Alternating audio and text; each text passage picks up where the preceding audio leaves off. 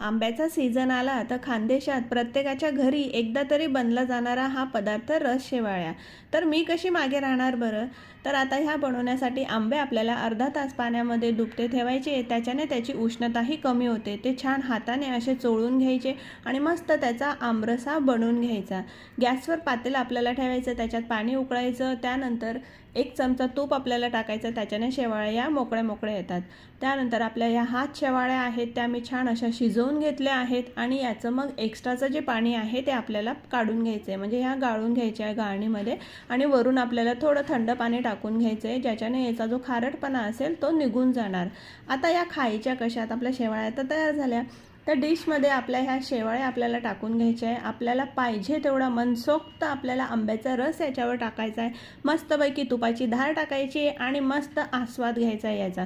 तर तुमच्याकडे पण रस शेवाळ्या बनतात का ते मला नक्की सांगा.